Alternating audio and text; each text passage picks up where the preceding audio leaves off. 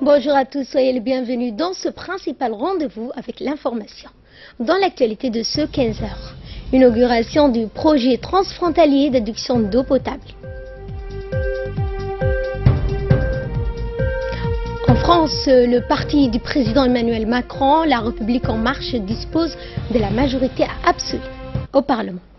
Voilà, c'était le sommaire et l'on entame cette édition par l'inauguration du projet transfrontalier d'adduction d'eau potable entre Djibouti et l'Éthiopie. C'était ce matin à Lissabé où le président de la République a inauguré ce grand projet qui permettra d'un seul coup au pays de répondre de manière définitive à ses besoins en eau potable et d'offrir à nos concitoyens une eau douce et pure. Ce projet est réalisé avec le soutien de la coopération chinoise en partenariat avec l'Éthiopie. Quelques 100 000 mètres cubes d'une eau pure seront ainsi tirés chaque jour de la région limitrophe d'Adagala et Chinilé. Cette région est un grand bassin aquifère et naturel et l'on ne prélèvera que 10% de ce qui est disponible et qui se renouvelle en permanence grâce aux abondantes pluies. Aux 43 000 mètres cubes d'eau dispose donc l'ONEAD. L'on proposera 100 000 mètres cubes d'une eau tirée des sources mêmes. La problématique posée par le manque d'une eau se voit ainsi donc en grande partie résolue. Et cette eau ne sera donc pas uniquement proposée aux habitants de la capitale, mais les habitants des autres agglomérations marquées par de fortes concentrations humaines telles qu'Alisabé, Dikil ou Arta en tireront profit. La concrétisation de ce projet émane de la forte volonté des deux leaders que sont le président Guelleh et le défunt premier ministre éthiopien Meles Zenawi qui ont donc lancé l'actuel premier ministre éthiopien Haile Mariam Desalegn l'a aussi poursuivi et défendu pour asseoir un peu plus cette idée d'une intégration économique régionale réussie entre Djibouti et l'Éthiopie. Les deux pays ont sollicité le soutien financier du gouvernement chinois. Il est évident que cette eau tirée des bassins aquifères des régions éthiopiennes profitera aux populations locales et aux agriculteurs et nomades. À son arrivée à Lissabé, le président de la République a été accueilli par le Premier ministre, les membres du gouvernement, ainsi que par les habitants de la ville d'Alissabé, comme vous le voyez sur ces images. Les travaux d'adduction d'eau à Djibouti entre donc Djibouti et l'Éthiopie ont duré 2 ans et c'est une société chinoise qui a exécuté les travaux nécessaires. 28 forages ont été creusés en Éthiopie et l'eau transportée sur 358 km où des tranchées ont été creusées et des conduites d'eau placées pour parvenir jusqu'à Djibouti-Ville. À l'intérieur donc des villes, il fallait ensuite acheminer cette eau jusqu'aux stations de pompage créées sous un enchevêtrement de réseaux d'adduction et conduite. Ces réservoirs avec donc des capacités de stockage allant donc de 2000 à 20 000 mètres cubes ont été installés et élevés. Ce coût donc total du projet est estimé à 300 millions de dollars financés par la Chine. biyaha ka yimid degmada tani cali sabiix dhabtii maanta uu kab dharaar quramuuna sanin oo taa waan wada ognahay haddii kale waxaan lahaa dharaar quramuuna sanin oo taa waan wada ognahay waxa uu dhambaayo dhambaalka intaa uu afrika sida uu dhantay sidaan u herdhaafiilayna dhammaan loo dabagalaan daadii kale waxaan lahaa dhisaya aabbaha dalka uu dhankaagii buuxisaya aynaan kugu dhaarannoon dhinacyada ka joogno ka dhabanna waraabaha dhusayda ahaatay ha dhicin hana dheeligiine halyay jiranoo ahaw dhakada sare noogu joog. À la fin de la cérémonie, le président de la République a dévoilé la plaque commémorative de l'adduction d'eau potable entre Djibouti et l'Éthiopie en présence du Premier ministre Abdelkader Kamel Mohamed, des membres du gouvernement ainsi que l'ambassadeur éthiopien.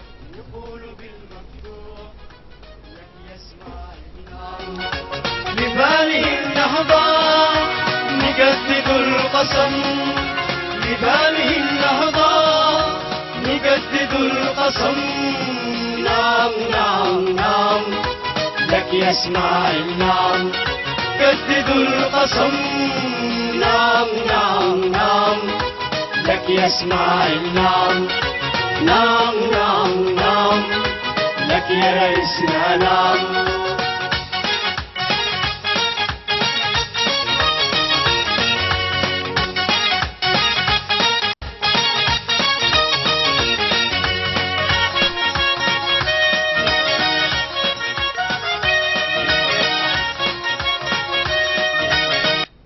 Et dans un mot prononcé à cette occasion, le préfet d'Ali Sabié, Mohamed Ouabbari Assoué, a mis l'accent sur la concrétisation de ce projet d'eau potable entre notre pays et l'Éthiopie pour en finir avec le problème de pénurie d'eau. Nous l'écoutons. En ce jour historique au progrès de notre pays et particulièrement d'Ali Sabié, je tiens à féliciter ici la volonté politique exprimée de notre président de la République, son Excellence M. Ismaïl Omar Guelleh, pour la concrétisation de son projet social pour une transformation économique depuis son accession à la magistrature suprême. En plus des défis climatiques que connaît la Corne de l'Afrique, l'eau est de plus en plus une problématique mondiale, ce qui a conduit notre gouvernement de développer à travers ce projet d'autres sources de mobilisation d'eau durable. On repense à des besoins sociaux de nos populations et soutenables d'un développement économique. Suite à des contraintes climatiques et des mobilisations d'eau, la population d'Ali Sabié présente aujourd'hui une satisfaction particulière à l'aboutissement de ce projet, notamment avec l'amélioration durable de l'accès à l'eau pour leur consommation domestique et leurs activités économiques. Ainsi, ce projet de raccordement d'eau potable lance un autre défi aux acteurs et aux populations bénéficiaires, à savoir la promotion d'une gestion efficace et efficiente de l'eau, de la maîtrise de technologies adaptées et la préservation de l'environnement dans le but d'assurer une économie d'eau flexible face à l'influence d'autres facteurs. C'est dans cette optique que cette infrastructure permettra d'inverser la donne sur les problématiques de changement climatique et de l'accès à l'eau aux ménages djiboutiens. Au nom de la population d'Ali Sabié, je tiens à remercier l'initiative et le leadership du chef de l'État dans ce projet, le partenariat stratégique de la République populaire de Chine et la coopération régionale de l'Éthiopie sur la réalisation de cette infrastructure. Et pour l'ambassadeur de Chine à Djibouti, la mise en œuvre de ce projet d'adduction d'eau potable entre Djibouti et l'Éthiopie est le fruit de la volonté du président de la République, du gouvernement chinois. Ce projet donne donc l'espoir et il permet donc à tous les Djiboutiens de disposer de 100 000 mètres cubes d'eau chaque jour. J'ai grand plaisir d'être présent à la cérémonie d'inauguration du projet transfrontalier d'adduction d'eau potable entre Djibouti et l'Éthiopie. C'est un projet d'importance majeure, tant pour le bien-être du peuple djiboutien que pour l'intégration de la région de l'Afrique de l'Est. À cette occasion, je tiens à vous exprimer, au nom du gouvernement chinois, mes chaleureuses félicitations. L'eau est la source de vie. Toutes les activités humaines dépendent de l'eau. Avec une pluviosité annuelle moyenne moins de 220 millilitres, Djibouti est qualifié par les organisations internationales d'un pays en situation de stress hydrique chronique. Le peuple djiboutien souffre de la pénurie d'eau et de la qualité médiocre de l'eau, surtout dans les régions reculées. L'eau est la ressource essentielle au développement économique et social d'un pays. Elle constitue un goulot d'étranglement pour le développement économique et social de Djibouti. La lutte contre la soif reste toujours l'une des préoccupations majeures du gouvernement djiboutien. La mise en service de ce grand projet est une décision clairvoyante de son Excellence, M. Ismaël Omar Guelleh, et de son gouvernement. Djibouti aura l'espoir de mettre fin à la problématique de l'eau avec un ravitaillement de 100 000 mètres cubes de l'eau par jour. J'ai le grand honneur d'être présent à la pose de la première pierre le 22 mars 2015 et à l'inauguration d'aujourd'hui de ce projet, avec le soutien ferme du gouvernement djiboutien et de son peuple. L'entreprise chinoise a réalisé ce projet avec succès. Comme je le dis toujours, nous sommes unis dans une communauté de destin. Nos deux pays vont s'épauler et s'entraider comme par le passé sur le chemin du développement et créer un meilleur avenir pour nos deux peuples. Merci. Et l'ambassadeur éthiopien à Djibouti s'est pour sa part félicité de l'achèvement de ce projet vital. Il a rappelé au passage la récente inauguration de la nouvelle ligne ferroviaire entièrement électrifiée, qui est la première du genre en Afrique. La nouvelle ligne ferroviaire sera opérationnelle dans un avenir très proche. Le nouveau port de Doralé est terminé avec succès et inauguré il y a un mois de cela. Le port de Tadjoura a également été inauguré. Enfin, l'ambassadeur éthiopien, M. Adebo, a clôturé son intervention en exprimant que ces infrastructures auront un impact positif sur tous les plans économiques, financiers, sociaux pour les populations des deux pays frères. Le ministre de l'Agriculture s'est pour sa part dit très heureux de contempler la finalisation de ce grand projet d'approvisionnement de transfert d'eau potable entre Djibouti et l'Éthiopie. Ce projet va impacter positivement dans la région d'Ali Sabié, à terme dans les autres régions et la capitale, avec la disponibilité de 100 000 mètres cubes d'eau. Nous l'écoutons. Je suis heureux d'être parmi vous aujourd'hui et avoir le privilège de prendre part à cette cérémonie de transfert d'eau d'Éthiopie vers Djibouti. Il s'agit d'une première. Une première, pourquoi j'ai dit la première intégration de transfert d'eau entre deux pays, un aqueduc de 354 km qui relie les champs aquifères de Hadagala, bassin hydrographique, à la République de Djibouti, à la ville de Djibouti. L'Afrique de l'Est, dans laquelle nous faisons partie, figure parmi les pays à stress hydrique. Et pourtant, l'Éthiopie, château d'eau de l'Afrique de l'Est, avec 13 fleuves, plus un fleuve souterrain, et Djibouti, un pays à écosystème hyper aride, ont discuté, deux frères ont discuté, ont décidé de faire un transfert d'eau de la zone d'abondance vers la zone de pénurie. C'est une première dans l'histoire du monde. Aujourd'hui, je suis heureux de contempler ce spectacle inédit, singulier, à laquelle j'aperçois ce qui va, ce qui vient et ce qui ne bouge pas. Je voudrais m'expliquer.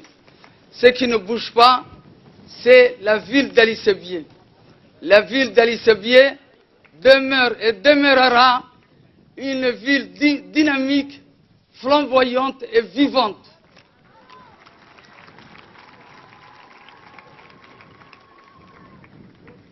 Elle ne sera pas victime d'une pénurie d'eau qui aurait fait l'objet qu'Ali Sabié devienne une ville morte. Une personne qui se trouve parmi nous a décidé que ce soit le contraire. Et aujourd'hui, nous avons réussi. Ce qui va, c'est l'usine de dessalement qui nous a coûté très cher, dont l'exploitation est difficile, compte tenu de l'économie d'échelle. Ce qui va aussi, c'est les adductions d'eau potable de Doudoubalale et de Dadine. Ce qui vient, c'est le transfert d'eau de la région de Hadagala, bassin hydrographique important, qui constitue un fleuve souterrain à l'abri des intempéries. Pourquoi j'ai dit à l'abri des intempéries? Parce que cette eau est sortie des entrailles de la terre, 500 mètres de profondeur, 28 forages, 354 km avec des stations de pression, de régulation de la pression et des stations de refoulement. Mais tout le reste, 200 km, c'est par gravité. Donc, c'est quelque chose de grandiose. C'est l'œuvre de l'ONEA, de CGCOC et de l'Oromia Water Enterprise and Surveying. Je voudrais dire que, une fois que cet état d'abondance est arrivé, il faut le gérer aussi.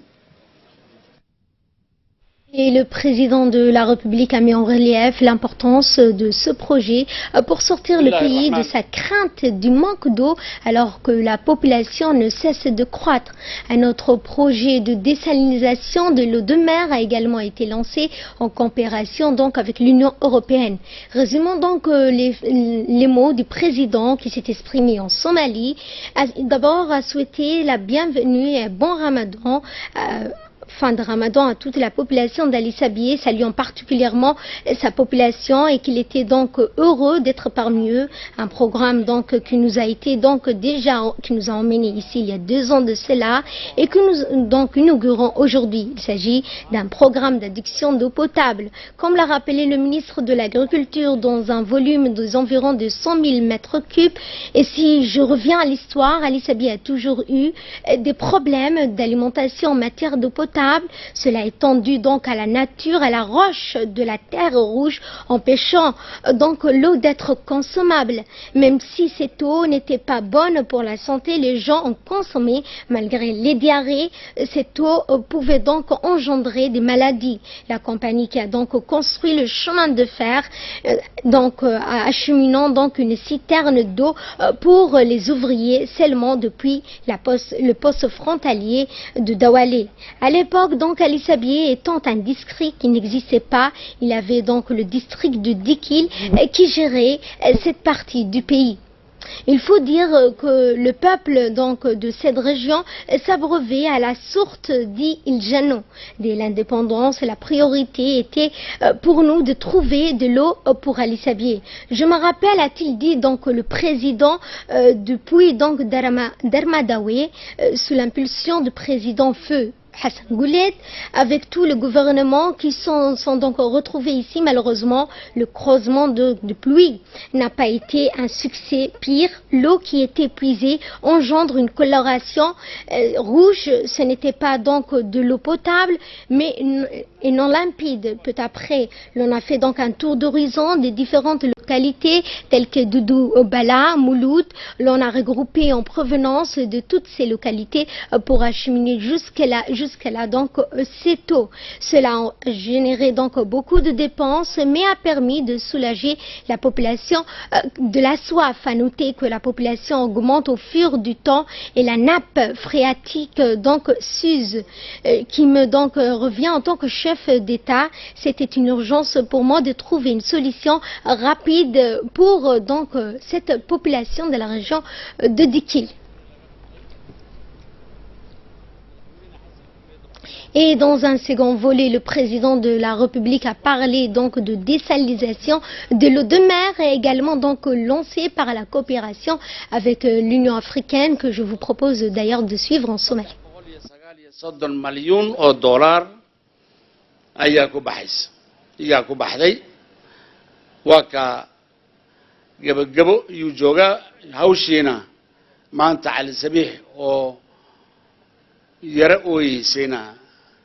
هلا لقى بيها بليش dadka ha ka horeeyaan iyagaa ugu dhow iyagaa xuduuddii ugu dhow albaabkii kas laga soo gelinayana iyagaa joogee iyagu ha bismileeyaan ha ku ciidaan dadkii Jabuuti uga yimiday biyaha ku qurdinayana ha ka fadhiistaan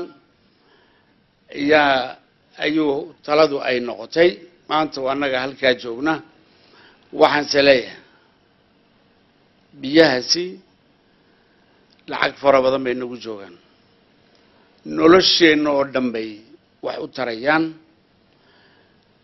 kolka dee dadka miyiga joogay biyaha markay arkaan waxay dhaanku u socdaan kilometro ayay u socdaan si ay u helaan biyo yar reerka ay cabaan biimihiisa way garanayaan iyagu magaalo markii la yimiday oo tuubo biyihii ay socdaan buu arkaya ninkii miyiga ka yimiday ku orod oo dee biyahan qaba buu is odhanaya ku kaloon baa ka odhanaya war iska daa dawladdaa le waxaana iska daa dee sidaasi yani wax mantiqa ka baxsan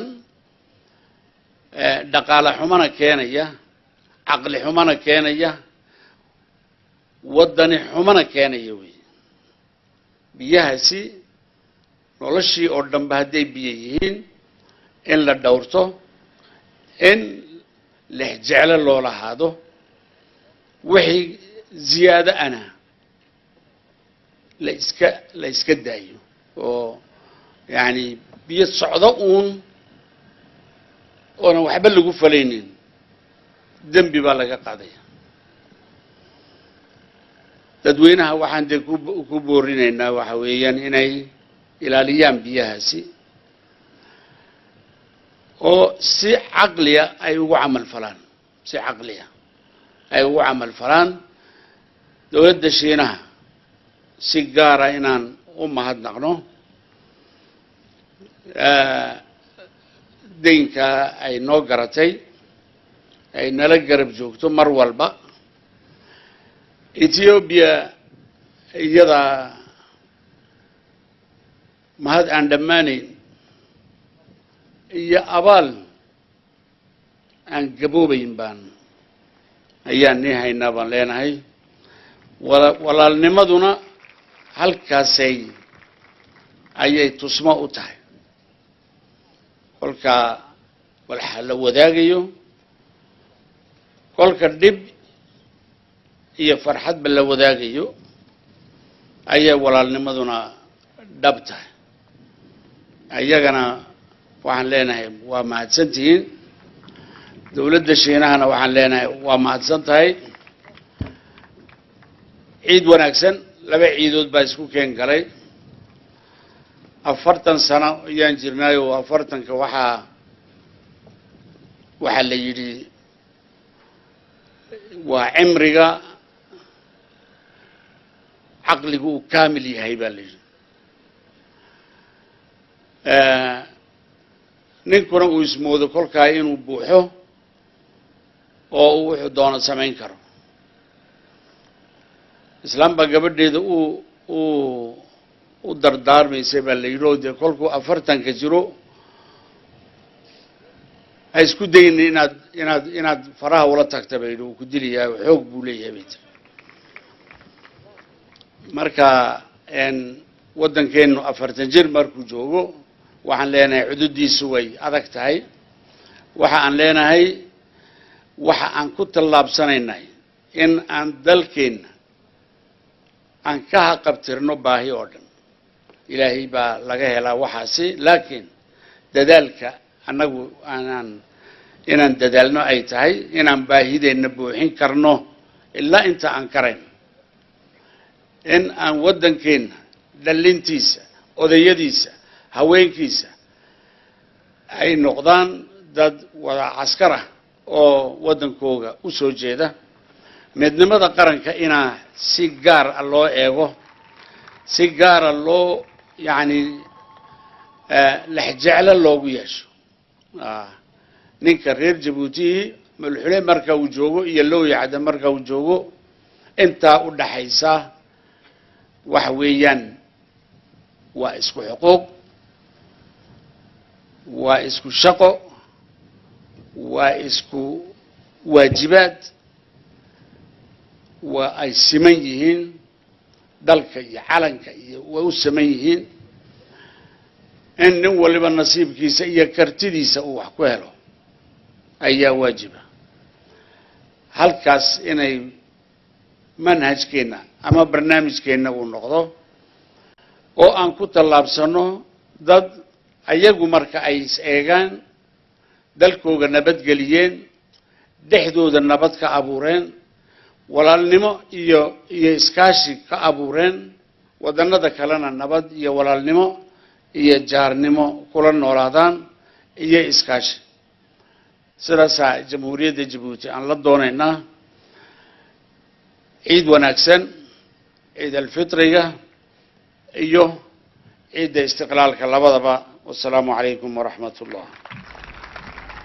Et autre actualité de ce 15h, comme chaque année, l'annexe du RPP a procédé hier à une distribution générale de vêtements et habits neufs destinés aux orphelins de la ville d'Obok. C'est ainsi donc qu'hier, dans l'annexe du RPP, qu'une trentaine d'orphelins de la région ont pu bénéficier de ce don qui permettra ainsi de se vêtir et de fêter convenablement la fête de l'Aïd. L'événement a vu le jour en présence du secrétaire d'État à la jeunesse et au sport, du président de l'annexe du RPP d'Obok, ainsi que de M. Cheko Touré, membre du comité exécutif du RPP, des conseillers à la présidence et ainsi que les représentants des jeunes.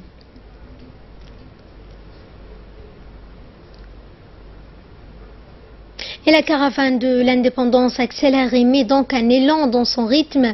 À une semaine de la fête nationale, tout est minutieusement compté et planifié. La course contre la montre est donc montée d'un temps lancé pour la caravane. Après avoir conquéri la capitale en animant des grandes artères et quartiers populaires, elle s'est tournée hier vers le district en faisant donc cap sur la ville historique et première capitale du pays, Obok.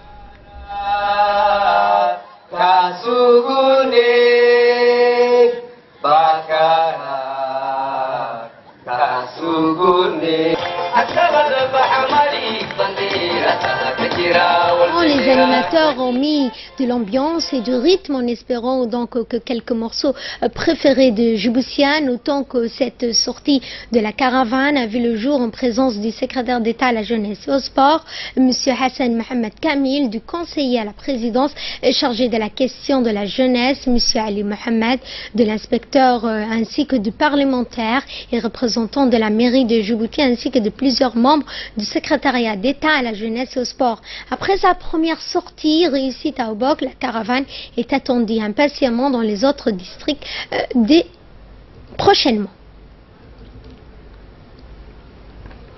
Et en France, la République en marche remporte la majorité absolue. Le mouvement d'Emmanuel Macron et ses alliés du MoDem obtiennent 361 sièges à l'Assemblée nationale.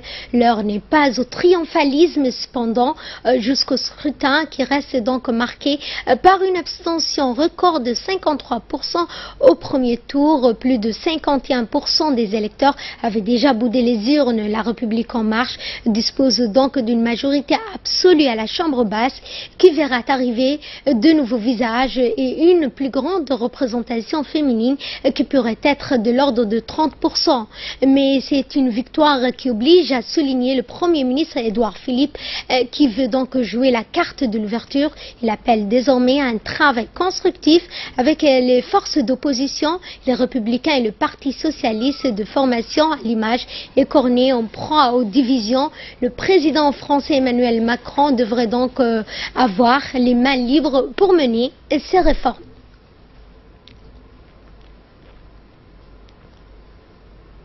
Voilà, c'est tout pour ce 15h. Merci à vous de l'avoir suivi. Je vous retrouve dans un instant pour le focus avec Choukri Ali.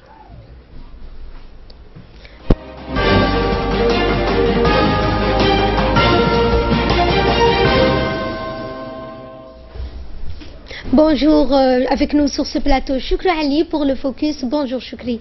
Bonjour Ferdous, et nous allons parler dans ce Focus du grand projet qu'a inauguré ce matin le chef de l'État. Il s'agit de l'adduction en eau transfrontalier entre l'Éthiopie et Djibouti. Et effectivement, la concrétisation de ce projet émane de la forte volonté Ferdous de deux leaders que sont le président Guelleh, mais aussi le défunt Premier ministre éthiopien Meles Zenawi. Donc c'était ce matin à Addis Abeba où le président de la République a inauguré ce grand projet qui permettra d'un seul coup au pays de répondre de manière définitive à ses besoins, en eau bien sûr, en eau potable, et d'offrir à nos concitoyens Ferdous une eau douce mais aussi pure. Ce projet est réalisé avec le soutien de la coopération chinoise et en partenariat avec la République fédérale de l'Éthiopie. Quelques 100 000 mètres cubes, il faut le préciser, Ferdous, d'eau pure seront ainsi tirés chaque jour de la région limitrophe Hadagale, mais aussi de Chinile.